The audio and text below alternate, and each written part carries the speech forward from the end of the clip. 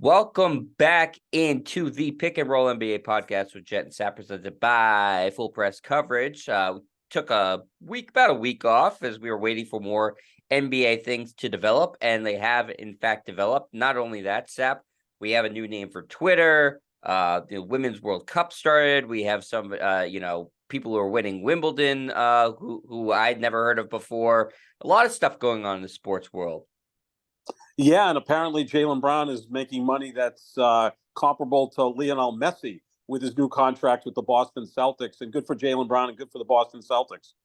Yeah, but not comparable to Kylian Mbappe, who was just offered a deal to play in the Saudi soccer league for one year, like $750 million. So basketball players, and we're going to get into Jaylen Brown in a second, are making great money, but man, soccer is still king when you're talking about those outrageous contracts.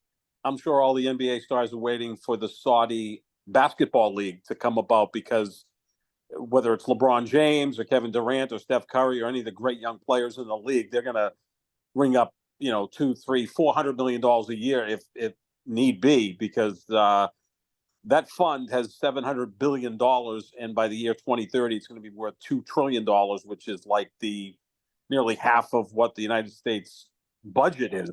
So they can just throw millions and billions of dollars at these athletes. And you know what? If they're being offered it, sign that contract and get the money any way you can, and good for them.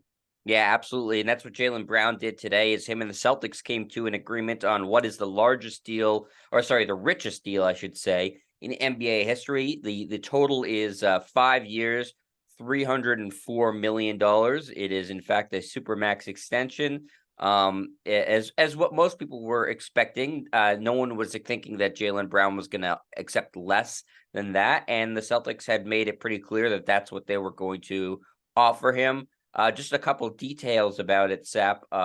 It is for 5 years. There is no player option on the 5th year, but there is a trade kicker. That means that Jaylen Brown would get extra money if he gets traded during the duration of his contract.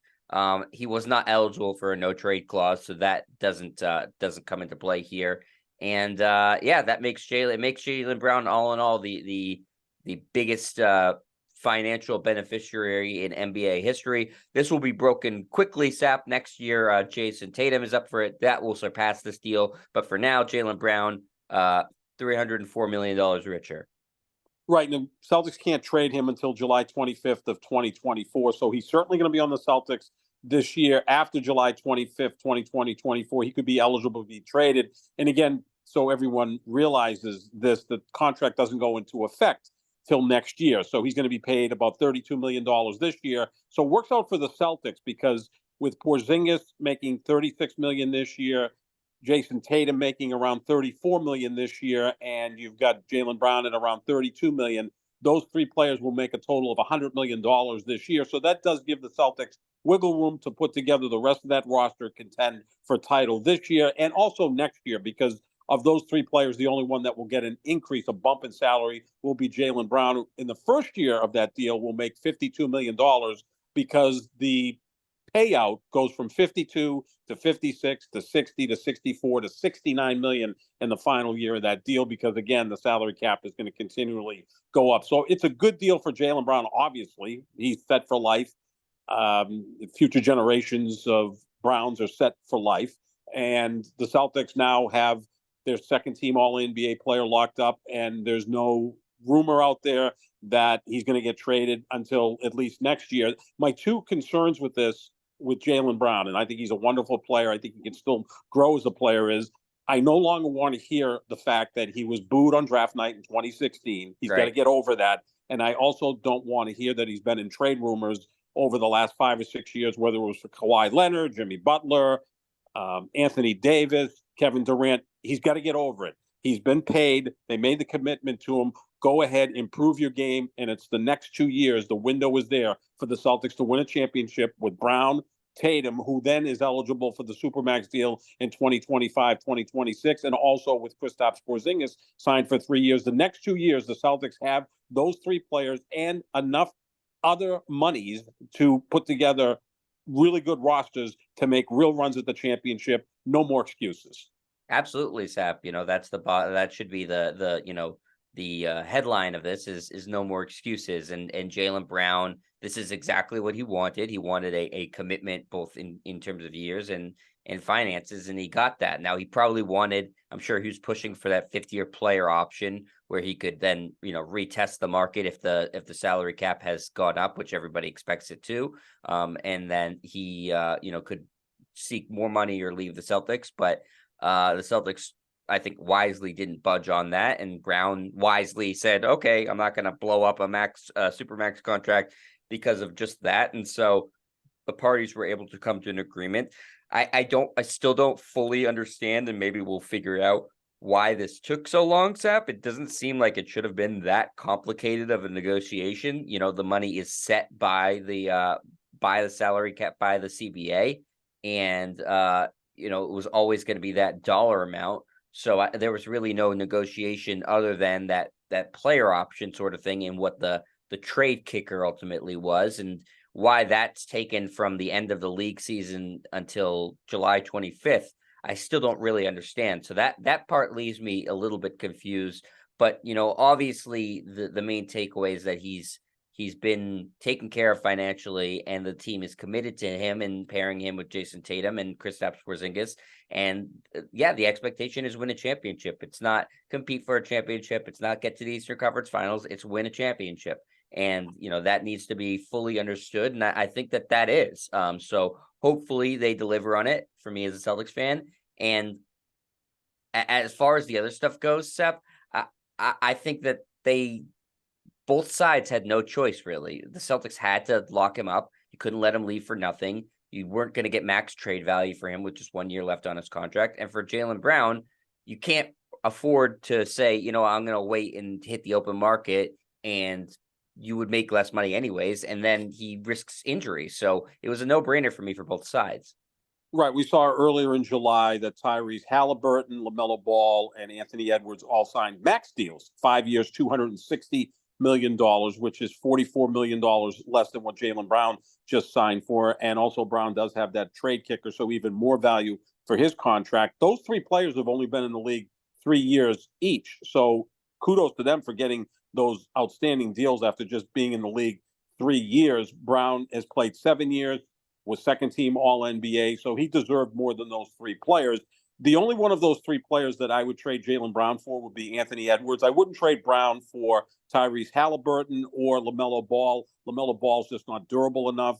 Halliburton's a really nice player, but again, he's kind of a lead guard who is an outstanding player, but not as well-rounded as Jaylen Brown. I would trade Jaylen Brown for Anthony Edwards, and maybe that's going to be something that is talked about a year from now, because you can trade Jaylen Brown in 1 year. But you're right, they had to sign Jaylen Brown because they would not get equal value back for him if they moved him this offseason. They'd probably get 60 cents on the dollar. The rumor was maybe Jaylen Brown to Portland for Damian Lillard. I didn't even know if Portland would do that, because you'd only be getting 1 year of Jaylen Brown before he could go into free agency. My conspiracy theory on this, Jet, is that Jaylen Brown just let the Celtics sweat a little bit, right? Because I think, again, he still holds it, not necessarily against the organization, but against the fan base, that he was booed on draft night in 2016, and that he's been in those trade rumors, and that he's not the guy with the Boston Celtics. It's Jason Tatum. I think he just made the Celtics sweat a little bit, and when he was good and ready to sign this, he signed it, albeit 3 weeks later than we anticipated. Maybe, but is that a good way to start your new contract? Is making the fans and making the team sweat a little bit, Sap? That's kind of not starting out on the right foot. Jaylen Brown is a different guy, isn't he? I mean, I think he carries himself a little bit differently than maybe the average superstar in the NBA. He's a deep thinker. And again, I just hope that he lets go of the fact that he was booed on draft night in 2016, and then he's been in these trade rumors. And again, at some point, he has to put in his mind that look at the players that he was in trade rumors for. We're talking about Kevin Durant, Kawhi Leonard, Jimmy Butler, Anthony Davis. We're talking about Hall of Fame, all-time great players. To me, that's a compliment, but he always kind of took that as a slight. Well, that's over and done with. You're going to be with the Celtics in at least for the next year. Now, you can revisit that next year. If he wants out, you can trade him. I also think that it's going to be something that the Celtics are going to have to address in 2 years, when Tatum is in the first year of his Supermax deal, because Brown at that point would be making what, $56 million a year. Tatum would be making about $60 million a year. So you'd be committed to nearly $120 million per year for two players. You may have to move Jaylen Brown after 2 years. But for now, the window is 2 years with Brown, Tatum, and Porzingis. You do have the money to retain Malcolm Brogdon, Derek White, Al Horford, Rob Williams, maybe add another piece, massage the numbers a little bit, and make a run at it for the next 2 years. It's got to be all in for the next 2 years for the Boston Celtics, and then revisit this in 2 years when then both Brown and Tatum will be earning Supermax deals, and it won't just be a contract that's a year away. It'll actually be happening at that time.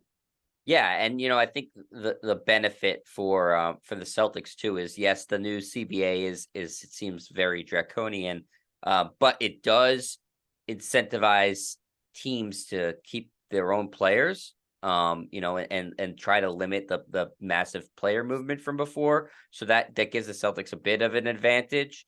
But I think ultimately, like I said, Sep, it made too much sense for either the Celtics or Jaylen Brown to say, I'm not. It made no sense for either side to say I'm not interested in this deal, I should say. And there's a lot of people who have been on Twitter, and obviously they're on Twitter because they're not running an NBA franchise, saying, I would have traded Jaylen Brown and I wouldn't sign him to a Supermax. But then, what are you trading Jaylen Brown for? Again, like you said, with 1 year on his contract, you're getting 60 cents on the dollar at best. So you're going to take a step back, and then Jason Tatum might next year say, well, this team got worse. Instead of trying to build around me when I was in my prime, I don't want to be here anymore. So it had the potential for a domino effect too, Sep. So you didn't want to risk that at all. It just, again, it made too much sense for the team, for Jaylen Brown. This deal, yes, it looks astronomical. In a couple of years, it's going to look like it totally made sense financially, because that's how a lot of these massive contracts go, right, Sap? In professional sports, you go, whoa, that's a crazy amount of money. And then in a couple of years, you go, oh, yeah, you know what? That actually wasn't too bad. That's now players are making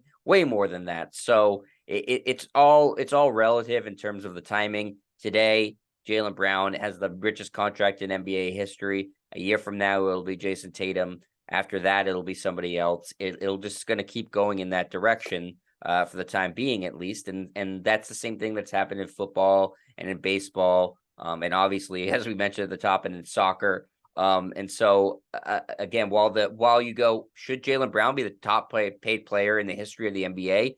Obviously, the answer is no, because he's not in the list of 100 greatest players in the NBA. But right now, in terms of what he's done, he has put himself in an eligibility for this. The Celtics needed to sign him. Somebody else in their Celtics position would have given it to him too. And so, again, it makes sense from both sides.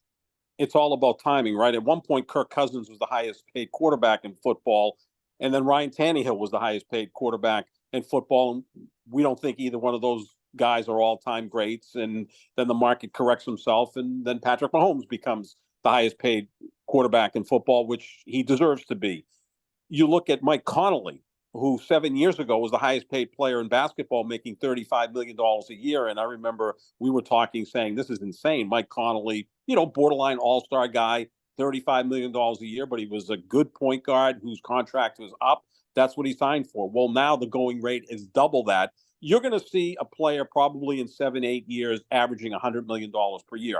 Without question, that's going to happen because the money just continues to grow in the NBA. So when you look at this, the beauty of this contract is it doesn't go into effect till 2024, 2025. And then Tatum's Supermax deal doesn't go into effect until the following season. So It does give the Celtics 2 years of wiggle room. You have Porzingis signed for the next 3 years. So the next 2 years, this year you have about $100 million committed to Porzingis, Tatum, and Brown. The next year, about $120 million committed to those three players. That does give you room to build a roster to contend for a championship. You're not hamstrung where 90 cents on the dollar is going to three guys. It's more like 75 cents on the dollar. You can still round out your roster with competent players and make a run at the championship. And then after that 2 year period, maybe you look and say it's time to move on from Jaylen Brown, get what you can for him, because his trade value will still be very high, because he'll still have 4 years left on a supermax contract. And at that point, that will look like a good deal because the money keeps going up and up and up and up. So they had to do this. They had no other choice because they weren't going to get equal value for Jaylen Brown. And they have to be all in right now because you've got Brown and Tatum right in their prime. You traded for Porzingis. You still have some nice role players and Malcolm Brogdon. If he's on the roster this year, you also have Derek White, Rob Williams. We'll see how much you get out of Al Horford. And you try to fill out the roster with some other players. And the key also for the Celtics going forward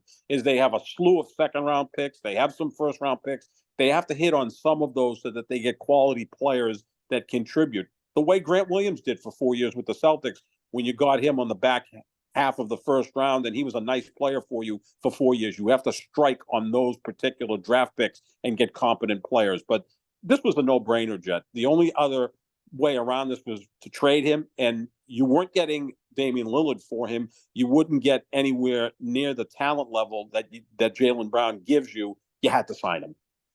Absolutely. And I think, Sap, that you made a great point, too, in that if it's not working out in 2 years, he's a great trade chip. It's not like he's going to get worse. He's in the prime of his career. He's entering the prime of his career right now.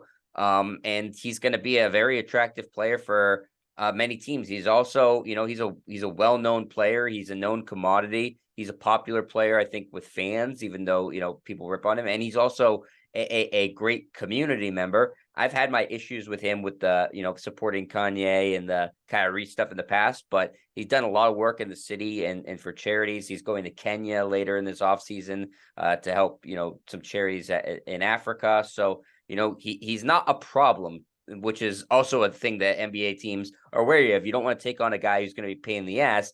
He certainly has no off the court issues, Sep, that are really detrimental to a team. He's very not John opinionated. Morant, right? We're not going to find out one day that Jaylen Brown is toting guns at a strip club. Like, that would shock the hell out of me. And he's not Zion Williamson, who can't stay in shape. Like, Jaylen Brown, it in his pants, right? Or keep it in his pants, right? Exactly. or do whatever that it is that Zion's doing and only play 114 games in a 4-year period. Both Jason Tatum and Jaylen Brown, I think that Brad Stevens, Joe Mazzulla, the rest of the Celtics organization go to bed at night knowing that those two guys are adults and that they're going to handle themselves professionally.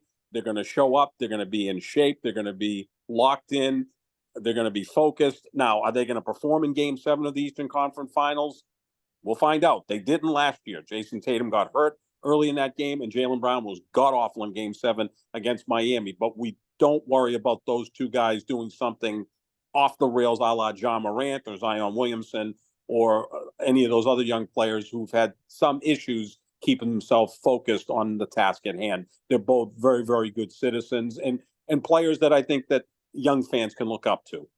Absolutely. And so I'm excited for the Celtics. As a Celtics fan, I'm happy today. I think that this was the best possible thing for the franchise going forward. And so I just don't see another way to look at it.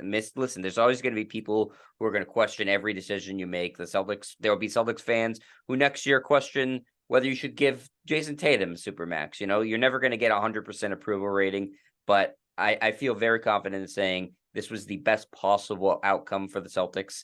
That was realistic. Obviously, he was not going to take less money. That would have been great, if you're the Celtics, but that was not realistic. So I'm happy today. I think that for Jaylen Brown, it worked out great. And for the Celtics, it worked out great. And hopefully they will parlay this into winning a championship that's thus far eluded them. So I'm looking forward to that. But unfortunately, switching gears here, Sap, we did have a really awful story come out today, not relating to an NBA player, but to a kid who's going to be in the NBA next year, hopefully, is that LeBron James' son, Bronny, suffered a cardiac arrest on today, during practice, basketball practice. And he's okay now. He's out of the ICU, it was yesterday. And he's in stable condition. The James family, updated people on it. And it's just, he's 18 years old, and that's a really scary thing to have happen. And I don't know what it means for his basketball career. Obviously, right now, the only thing, people should care about is that he's okay and going to be okay. But 18 years old to have this sort of thing happen is terrifying. It sure is. I mean, all you think of is Hank Gathers or Reggie Lewis, both guys who died, you know, on the basketball court. And again, Bronny's only 18 years old, getting ready to go into his freshman year at USC. Obviously, he's psyched for all of that. And then you hear this story, and it's sickening. And you just hope that he's going to be okay. Obviously, there'll be a battery of tests that are done, and let's just hope that they don't force the issue here. He seems like a really well-adjusted young man, very bright. You know, if he can't play basketball at that level ever again, he has the opportunity to do whatever he wants, whether he goes to law school or business school, gets involved in basketball, because there are a lot of doors that can open because of his dad and because of the fact that, again, I really look at him as someone who's handled youth celebrity so well, right? I mean, like, you're talking about someone who's 18 years old, whose dad is the most famous basketball player in the world, one of the most famous athletes, let alone most famous people in the People, world. yeah, It would be so easy for him to turn into be a really spoiled child. And you got to give LeBron James and his family a lot of credit for raising Bronny correctly. He seems just really well adjusted.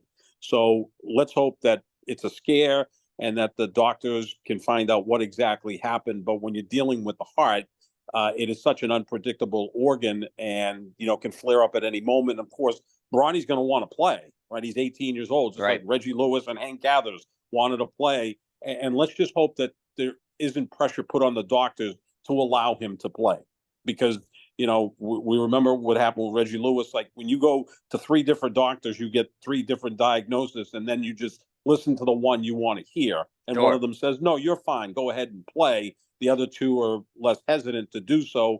You hear what you want to hear. It's no different in life than anything else we've all faced. Let's hope that they're very prudent about this, and that he has the opportunity to play. But obviously, there's going to be a lot of medical tests that take place. Yeah, it was just such a shocking story. I mean, it was such a huge news day, especially in Boston, with Patrice Bergeron retiring from the Right. Bruins after 20 years, Jaylen Brown signing that contract extension, the Supermax deal. The Red Sox going to make a deal at the trade deadline. The Patriots kick off training camp. Right. And then you heard this story, and it's like, oh my Lord, this is just so sad for a young guy whose future's in front of him, and looks to be a player that I don't know what he's going to be as a player at USC. I don't know if he's going to be any factor in the NBA, but let him chase his dreams.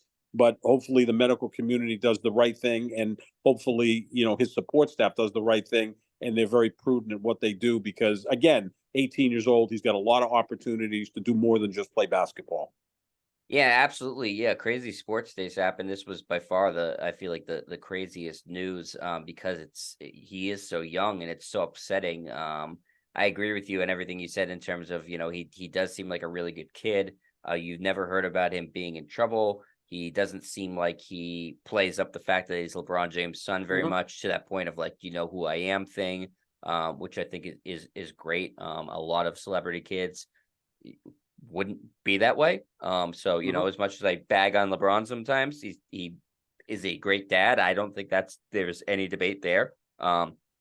He's very supportive of his kids, and they seem like both his sons seem like great people. I think he's a little daughter too, right? Does he have three Yeah, kids? the youngest is the daughter. Yep. And obviously she's really young, so we don't know anything about her, nor should we. I don't want to know anything about his youngest daughter. But yeah, he seems like and Savannah seems like a fantastic mom. So they Mm-hmm. deserve a lot of credit. And this is obviously the scariest thing that can happen to you in life, I would imagine, is, and I'm not a parent, is something happening to your kids. Because that's you're responsible for them. That's terrifying. So I feel awful for the James family today, but I am glad to hear that he's in stable condition and no longer in the ICU. That's a really good sign. Strangely enough, Sap, last year the same thing happened to a USC player. Believe it or not, one of their players suffered cardiac arrest on July 1st, 2022. He was hospitalized for a few days, returned to play for USC in January, and played in 14 games. So it's not out of the realm of possibility that, this was just a one-time thing and he's good to go going forward. And we're sort of still waiting to see what happens with Damar Hamlin, the Buffalo Bills player who suffered cardiac arrest on the Monday Night Football game that basically it seemed like the whole country stopped and was watching and praying for Damar Hamlin. And he's actually reached out to the James family and saying that he's here for you guys, just like you've been here for me for the entire process. Obviously, Sap, the most important thing is getting to the bottom of it, like you said, making sure he's okay and going to be okay going forward. Very, very much secondary is the basketball stuff. Anytime you're dealing with the heart, you have to take, like you said, because of these other athletes that we've seen the worst thing happen to them, you need to do a battery of tests and come to a definitive conclusion, not multiple opinions. You have to come to a definitive conclusion. Can he or can't he, play sports, let alone, basketball at a very high level. So that has to remain to be seen. But just as a really promising career get started, that I think everybody was excited. This is just, I can't imagine how awful, he feels, and LeBron and his wife and his siblings feel today. It almost seemed like a news headline created from AI or The Onion or something like that, Sap, because it was so out of nowhere. And the thing about the heart is that, you can look at an athlete who's in incredible condition. Look, Hank Gathers was built like an NFL tight end. He was in phenomenal shape. And Reggie Lewis was a guy who, when he played, was like the perfect basketball physique, right? 6'7", about 210 pounds, long, lanky, could run all day. And you just didn't know that they had these heart ailments. I mean, that's just something that you don't know until you find out, and hopefully it's not too late. So Bronny went into cardiac arrest. They revived him, and now he's recovering. And I'm sure there's so much going through his mind at this point. I'm sure he's going to feel better because he's 18 years old. He's young, in great shape, all of that. But there's going to be so much running through his mind, and how confident can he be to go back on a basketball court, knowing that the last time he was on a basketball court, he went into cardiac arrest. Right. That's something that you have to work through, but you also have to work through the fact that, is the heart going to cooperate? So it is a story that everyone's going to have to monitor. And again, because it's LeBron James' son, it's going to get a lot of headlines because that's just the way it is. And let's just hope that everything works out. He's able to get back on the basketball court. But like I said, he seems like such a well-adjusted young man, very bright. And, if he can't play basketball again, and again, that's, hopefully far-fetched that he's not going to be able to play basketball again. There's a lot of avenues for him to pursue. And, again, whether he wants to go to law school, business school, get involved in his dad's businesses, whatever the case may be, I think he'll be a success in anything because of the way he's carried himself, because that's not easy to be the son of a famous athlete, who's named after him. And, he's not LeBron just, he's not just famous, Sap. Like you said, he's probably famous. One of the 10 most famous people on the planet. Well, and remember when President Obama, had his 2 young daughters. They were scrutinized incredibly. Same thing with George W. Bush. When you're the president of the United States and you have young children that are teenagers, how do they grow up? They can't really have a normal life. Do they play with friends? Do friends come to the White House to visit? Are they allowed to go to friends' houses? They've got Secret Service details. Especially now, Sam, with social media and paparazzi, right. And crazy people out there, right? Crazy people, yeah. Who want to make a name for themselves. And I remember, I believe it was Obama's younger daughter, was working at like a restaurant on the Cape because he, wanted her to learn that that's the type of job you have sometimes when you're young. You just don't grow into being in law school or whatever. You work at a restaurant, you're, busting tables or ringing the register, and just think about all the scrutiny she'd be under and all the eyes watching her and people coming in going, oh, that's President Obama's daughter.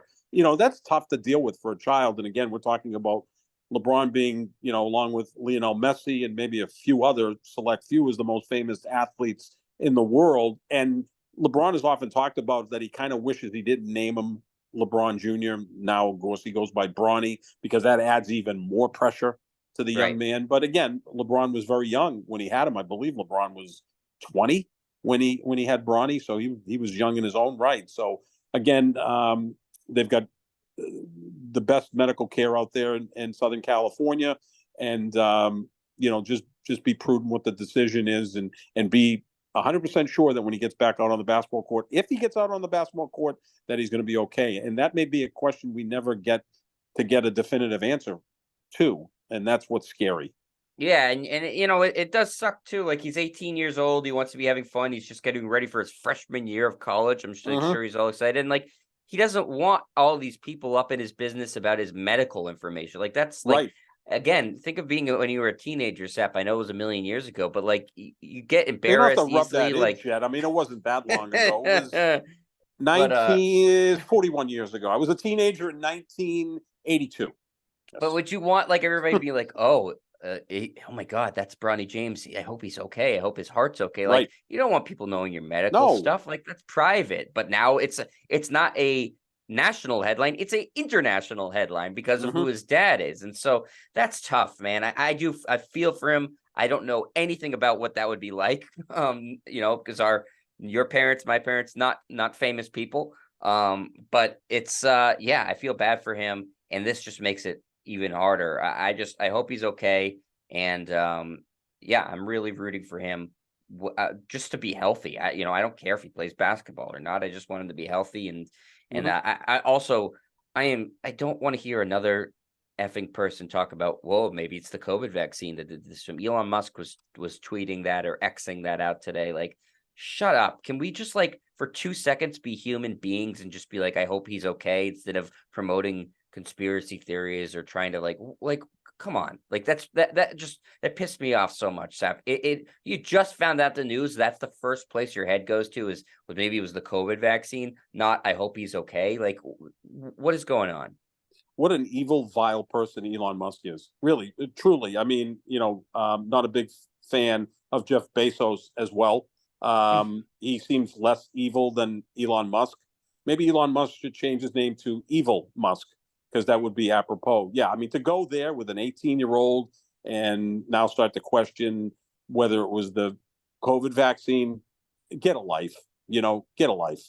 That's the first thing he did. Like, again, that's just like, it's such an inhuman response to it, to promote your own conspiratorial agenda instead of like, he's 18. I don't care whose kid he is. He's 18. He had a heart attack. Like, that's awful. That's all you need to say. Yeah, I mean, now that Twitter's called X, maybe he should be banned from his own site, for putting out those types of things, like, the way are sometimes banned from certain things. Maybe that should be the case with Elon Musk.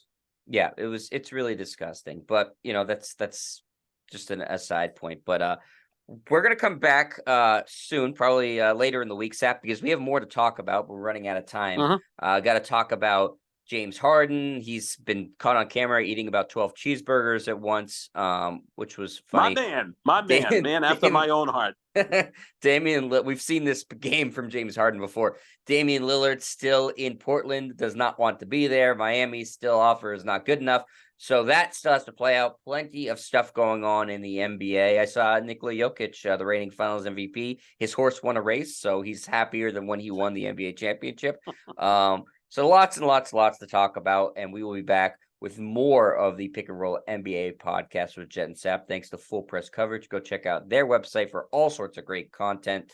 Check out our social medias at JohnSap25, at Jet Stryer for all sorts of opinions, polls, reactions, and news about the show. And you can also check us out on Live Take. Just download the app Live Take, and Sap and I weekly do a show there where we debate a topic. It's been really fun, and also it's only 20 minutes of your time, so you can just bang that out really quickly. You can do that in a lengthy shower. You listen to the entire episode, so just do that, and check us out there. And we're not hard to find. And I guess we're going to be moving over to Threads soon instead of Twitter because, like I said, it's become sort of a hellscape and changing their name. So, Sap, any last thoughts? No, not at all. Like you said, you can listen to the podcast while showering because remember, Kramer was making a salad while he was showering. So yes, he was. He was multitasking, just like most people should be able to. Yeah. So check us out everywhere that you can find human beings, and we will be back later with a new edition of the pod. Take care, everybody. Thanks for listening.